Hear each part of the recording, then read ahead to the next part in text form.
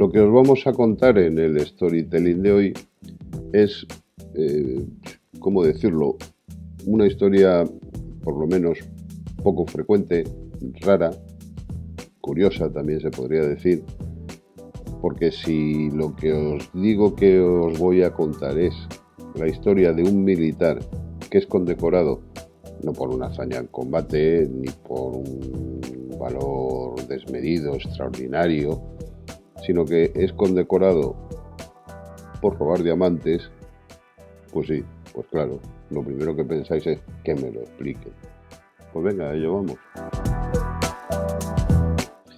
Este militar del que vamos a hablar es un oficial de artillería del ejército británico, tiene el grado de teniente coronel, se llama Montague Ridley Chason, pero todo el mundo le conoce por su diminutivo, un diminutivo que le pusieron en su familia, como suele pasar en casi todos los casos, te lo ponen cuando eres pequeño, y participa, fue en su juventud, fue un pionero de la aviación británica, participó también en la Primera Guerra Mundial, allí fue hecho prisionero y también por sus valores en combate fue considerado un héroe de la Primera Guerra Mundial.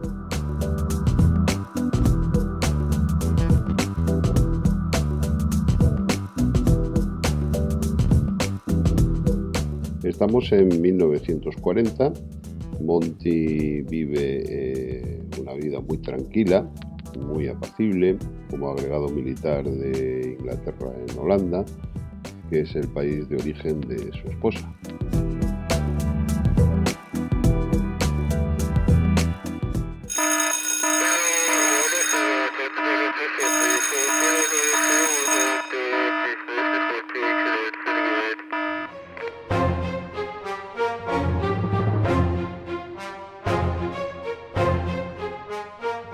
Esa tranquilidad por la que discurre la vida de Monty se rompe definitivamente el 10 de mayo de 1940, día en el que se produce la invasión de Holanda por parte de Alemania, de la Alemania nazi de Hitler, que por cierto Holanda en ese momento era un país neutral.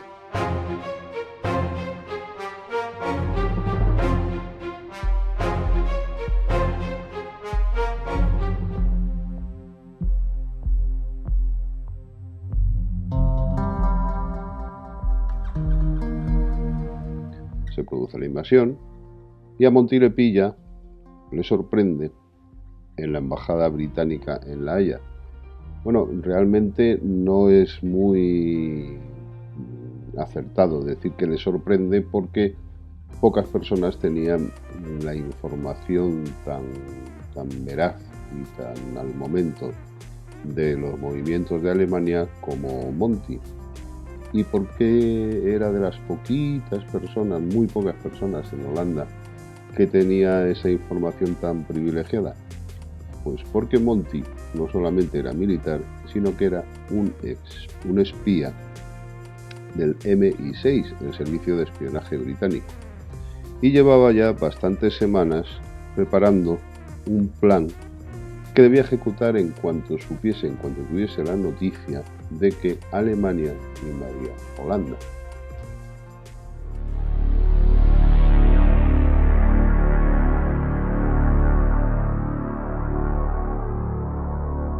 Ha llegado el momento de ejecutar el plan. Para ello, Monty sale de la embajada británica en dirección al principal mercado de diamantes de Ámsterdam. Por cierto, lo hace vestido de civil, cosa que le hubiera costado la vida en caso de que los nazis alemanes le hubieran atrapado. Monty había logrado hacerse con una llave del edificio y, aunque sí es cierto que no tenía la combinación de la caja de seguridad donde se guardaban los diamantes, sus informadores le habían dado algunas pistas que él esperaba que le ayudasen a abrir la cámara de seguridad. En aquel momento, estamos hablando de los años 40, Ámsterdam todavía era el centro de comercio de diamantes más importante del mundo, Hoy en día ya no lo es. Ya sabéis que se ha trasladado, por ejemplo, a ciudades como Amberes, como Nueva York, como Bombay, como Tel Aviv, como Londres, pero en aquel entonces sí que es cierto que Ámsterdam era el mayor centro de comercio de diamantes del mundo.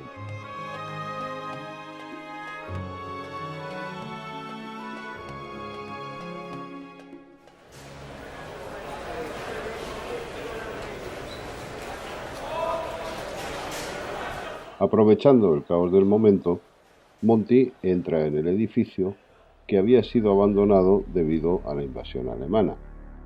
Con la llave con la que había logrado hacerse, abre la puerta del mercado de diamantes, siendo la única persona que se encontraba en ese momento en el interior del edificio.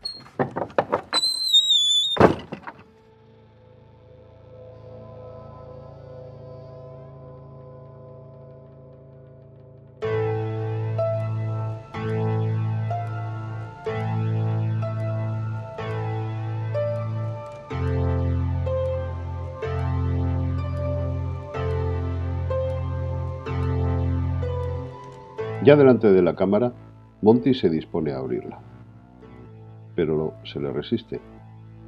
Pasan las horas y la puerta no se abre. Llega el día siguiente y Monty continúa trabajando, intentando forzar las cerraduras de la caja fuerte para así hacerse con los diamantes.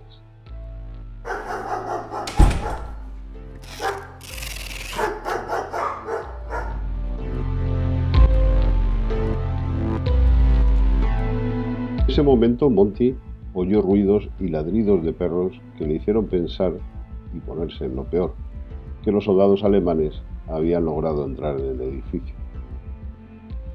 No pudo pensar otra cosa nada más que ya era cuestión de tiempo que las tropas alemanas apareciesen para hacerse cargo del tesoro que allí se guardaba. Pero Monty no se dejó llevar por el pánico y continuó con su misión hasta que ya por fin consiguió abrir la puerta de la cámara. Huyó del lugar llevándose todos los diamantes que pudo cargar y que estaban dentro de la cámara que acababa de lograr abrir. No se sabe de qué manera ni qué medio utilizó, pero el caso es que Monty logró cruzar el Mar del Norte y lograr llegar a Inglaterra. Una vez que ya estaba en Gran Bretaña, entregó su botín a la reina Guillermina y al gobierno holandés en el exilio.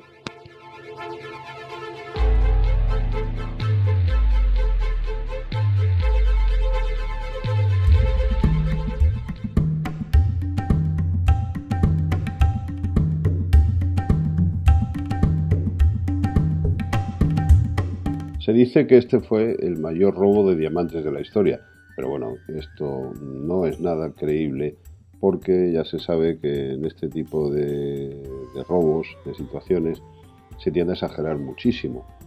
Y como además encima no hay mucha información de este suceso, pues claro, la exageración puede ser brutal. El caso es, bueno, nos quedamos con el robo en sí, pero no se ha podido nunca descubrir ni saber las cantidades que se robaron, el valor del botín. Solamente eso lo sabrá Monty y el gobierno holandés en el exilio. Entonces, lo que sí está muy claro es que la historia es auténtica. ¿Por qué? Pues hay un hecho sobre todo que es muy clarificador, porque después de regresar a Inglaterra, pocos meses después, a Monty le concedieron la Orden al Servicio Distinguido como miembro de las fuerzas militares británicas. La concesión de esta medalla se publicó en el Boletín Oficial Británico en 1940, concretamente fue en el mes de diciembre, no recuerdo qué día, no sé si creo que fue el 20 de diciembre. Bueno, se le concede la Orden al Servicio Distinguido en reconocimiento a su valor en Francia y en Flandes. Esta orden era una condecoración que se daba exclusivamente a oficiales que hubiesen demostrado, que hubiesen destacado por su liderazgo o por su valor en el campo de batalla. Por lo menos así ocurría desde 1917.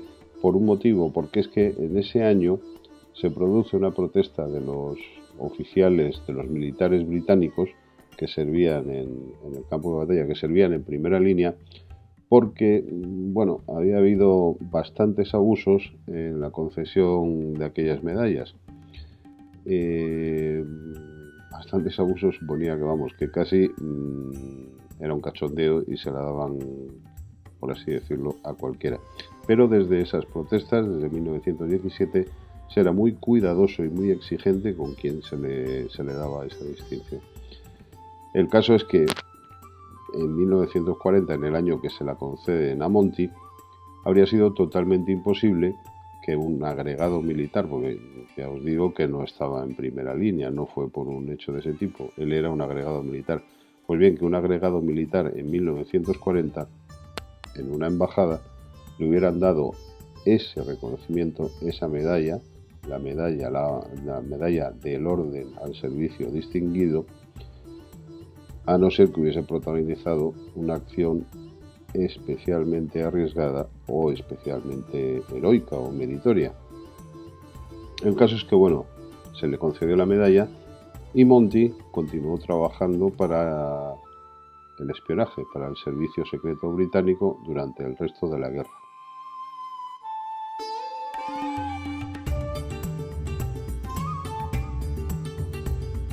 Bueno, pues ya vamos a terminar con el storytelling de esta semana.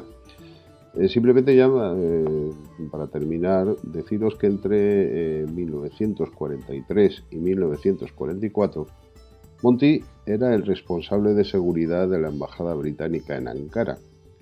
Y bueno, os cuento esto porque es curioso para terminar esta historia. Precisamente en aquellos meses, un mayordomo que era de origen turco-albanés, que está al servicio del embajador, se llama Elias Abanda. Pues bien, este hombre se dedica a fotografiar todos los documentos secretos que caen en sus manos. ¿Para qué? Ya lo podéis imaginar, ¿no? Como un buen espía, pues se lo vende a los alemanes. Yo me imagino que si alguna vez habréis oído este nombre, desde luego no creo que os suene mucho, Elias Abanda, pero si os digo cómo se le conocía, su nombre en clave, seguro que más de uno lo habrá oído. Este hombre era el famoso Cicerón. Fue probablemente el espía alemán más importante de toda la Segunda Guerra Mundial.